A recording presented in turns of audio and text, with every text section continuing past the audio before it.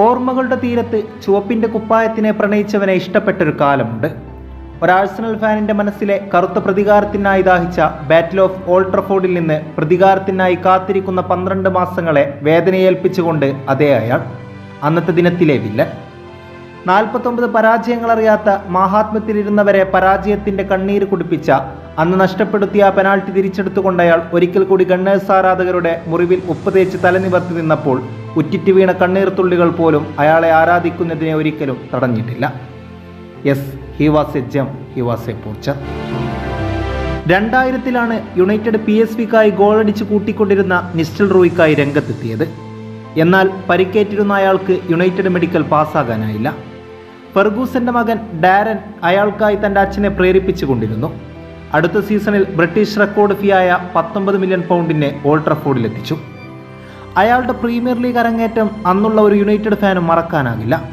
സാഹയുടെ 2 ഗോളുകളാൽ 2-1 പിറകിലായ യുണൈറ്റഡിനെ ജയമുറപ്പിച്ച 2 മിനിറ്റിൽ നേടിയ 2 ഗോളുകൾ. ചുവപ്പിൻ്റെ ആരാധകർ ഏറ്റവുമേറെ സ്നേഹിച്ച ഡച്ചുകാരൻ്റെ കഥ അവിടെ തുടങ്ങുകയായിരുന്നു. ആദ്യ സീസണിൽ ലീഗിൽ നിന്ന് മാത്രം അയാൾ 23 ഗോളുകൾ നേടി. തുടർച്ചയായി 8 കളികളിൽ ഗോൾ നേടി പ്രീമിയർ ലീഗിൽ പുതിയ റെക്കോർഡിട്ടു. പിന്നീട് അയാൾ തന്നെ അത് 10 തിരുത്തി.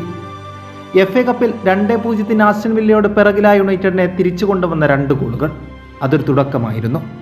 യുണൈറ്റഡിനായി അയാൾ തുടർച്ചയായി അയാളുടെ ബൂട്ടുകൾ ഗർജിച്ചുകൊണ്ടിരുന്നു.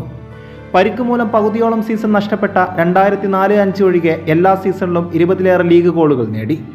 3 സീസണുകളിൽ UEFA ചാമ്പ്യൻസ് ലീഗിൽ ടോപ്പ് സ്കോററായി. യുണൈറ്റഡ് പ്രീ ക്വാർട്ടറിനപ്പുറം പോകാതിരുന്നപ്പോൾ പോലും അയാൾക്കത് സാധിച്ചു എന്നത് അത്ഭുതകരമാണ്. താൻ യുണൈറ്റഡിലെ ഏറ്റവും മികച്ച താരമെന്ന് നിസ്റ്റൽ റൂയി വിശ്വസിച്ചിരുന്ന കാലത്ത് അങ്ങനെയൊരു വിശ്വാസമുണ്ടായിരുന്ന ക്രിസ്ത്യാനോ റൊണാൾഡോയുമായി അയാൾ ഉരസലുകളുണ്ടായി. പന്ത് പാസ് ചെയ്യാതെ ഹോൾഡ് ചെയ്യുന്നുവെന്ന് റൊണാൾഡോയെപ്പറ്റി അയാൾ ആരോപിച്ചു. ടീമിനേക്കാൾ വലുതായ താരത്തെ ഒഴിവാക്കാൻ ഫെർഗിയും തീരുമാനിച്ചു.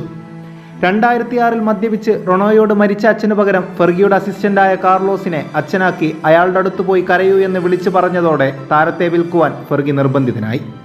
പിന്നീട് അയാൾ അതിന് മാപ്പപേക്ഷിച്ചെങ്കിലും റൊണോ ഒരിക്കലും അയാളോട് ക്ഷമിച്ചില്ല. അധികം താമസിയാതെ അയാൾ റയലിലേക്ക് പോയി. അതിനകം ചുവപ്പ് ജേഴ്സിയിൽ അയാൾ 150 ഗോളുകൾ നേടിക്കഴിഞ്ഞിരുന്നു. വർഷങ്ങൾ മുന്നോട്ട് കടന്നുപോയിരിക്കുന്നു. ഇപ്പോഴും യുണൈറ്റഡ് ആരാധകരുടെ ഹൃദയത്തിൽ ഒരു പൂ പോലെ ഒളിച്ചിരിപ്പുണ്ട് അദ്ദേഹം. തോൽവി തൻ്റെ വെക്കാബുലറിയിലില്ലെന്ന് വിളിച്ചു പറഞ്ഞ, ഗോളുകളെ പ്രണയിച്ച ഡച്ച് രാജകുമാരൻ.